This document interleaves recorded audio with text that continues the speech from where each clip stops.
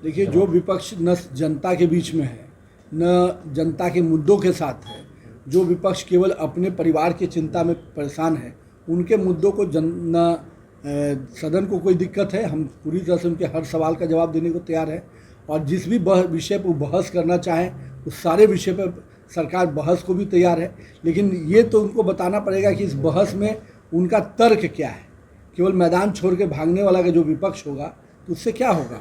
और जहाँ तक किसी विषय पर वो डिबेट करना चाहते हैं तो हम तो चाहेंगे कि माननीय जो हमारे नेता प्रतिपक्ष हैं कभी वो नज़र आएँ, केवल सदन में विषय उठाकर मैदान न छोड़ दें।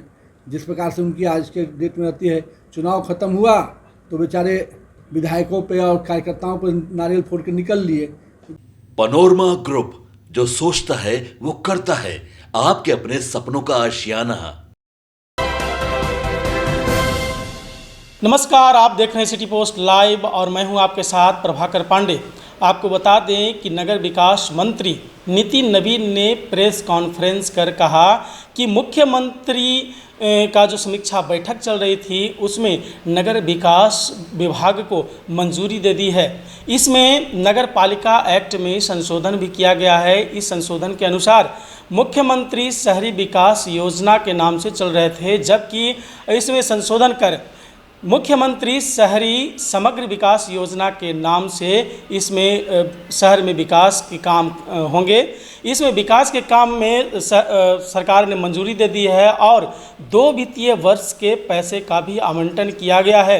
इसमें जो ये योजना है, इसके अंतर्गत शहर में तालाब, पार्क, सामुदायिक भवन और सड़कें भी शामिल हैं और जो आधारभूत सुविधाएं जो मिलती है उसके तहत पूरे शहरी क्षेत्र में ये सुविधाएं लागू किए जाएंगे। जब साथ ही साथ इसके जो सड़कें हैं, इसके जो यात्री शेड होंगे वो भी बनाए जाएंगे।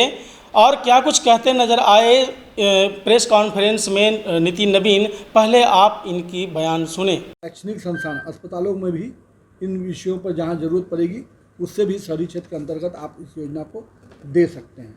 तो ये एक बड़ी योजना, जो योजना का कार्यान्वयन बूडा और बुडको के कार्य एजेंसी के रूप में किया गया है।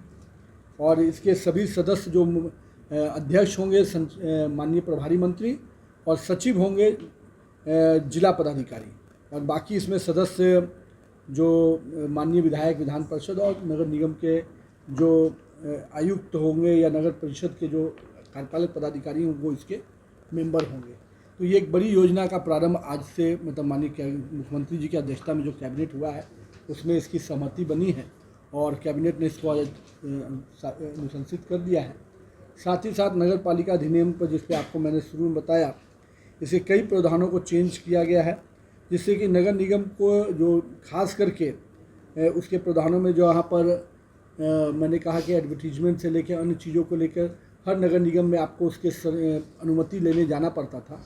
अब इसके आने वाले समय में ये प्रावधान हो जाएंगे कि एक जगह ही वो पूरी चीज़ों की अनुमति ले पाएंगे और उस प्रकार से जो भी एडवर्टीजमेंट के पॉलिसी बनेगी, जो बनी है, उस पॉलिसी में भी इसका लाभ मिलेगा इस एक्ट के परिवर्तन आने से। ये दोनों विषय आप लोग के विषय के सामने रखते हैं। मुख्य रूप से समग्र विकास योजना का लाभ पूरे राज्य में शहरी क्षेत्रों में मिलने जा रहा है। इसका कोई ऑफिस बनेगा एडवर्टीजमेंट पॉलिसी में बदलाव किया गया है? वो तो जनरली वो पूरी तरह से नगर निगम को ही देखना होता है, लेकिन इसके प्रारूप पे पहले से हर नगर निगम में उसको परमिशन लेना पड़ता था। अब उसकी आवश्यकता उनको नहीं पड़ेगी, एक जगह सिस्टम से भी वो परमिशन ले पाएंगे और जहाँ जिनको अपना एडवर्टीजमेंट के बोर्ड और बाकी चीज़ उसके पूरे प्रावधान जब बनेंगे उसको डिटेल आपको उसके और भी बताया जाएगा।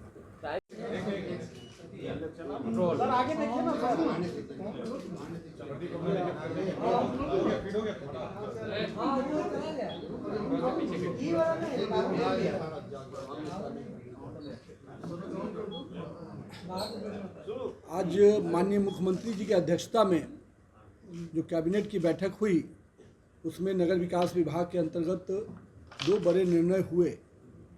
उसमें एक बड़ा निर्णय, जहां बिहार नगर पालिका जो एक्ट है उसमें कुछ संशोधन हुए हैं, जिसके माध्यम से कई जो समस्याएं रहती थी एडवर्टीजमेंट पॉलिसी को लेके या एडवर्टीजमेंट को लेके, उसके प्रावधानों को कहीं ना कहीं सरलीकरण किया गया है।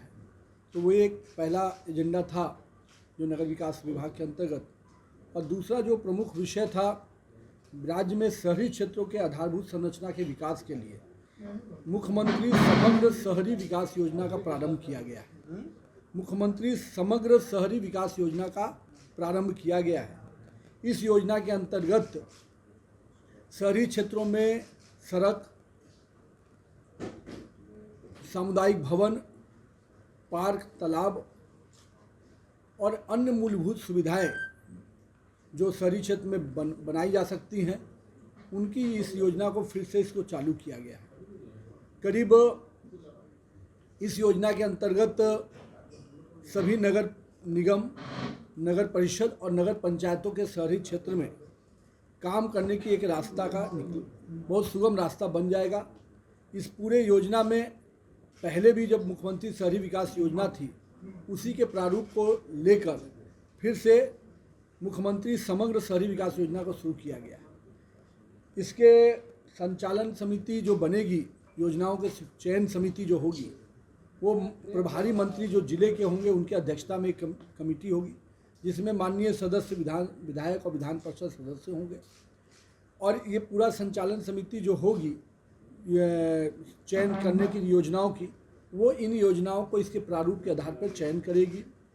जो सड़क, नाला, तालाब, पोखर और जो भी हमने और योजना सामुदायिक भवन से लेकर लाइटिंग से लेकर अन्य चीज़ों को इसमें जोड़ा गया है।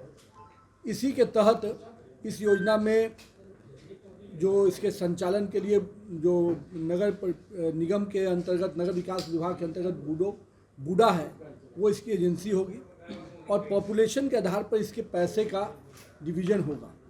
और अभी इस वर्ष के लिए 500 करोड़ की राशि का प्रावधान किया गया है, जिसके तहत 2 गुना 3 गुना राशि लेकर इस योजना को माननीय सदस्य लोग इसकी अनुशंसा कर सकेंगे।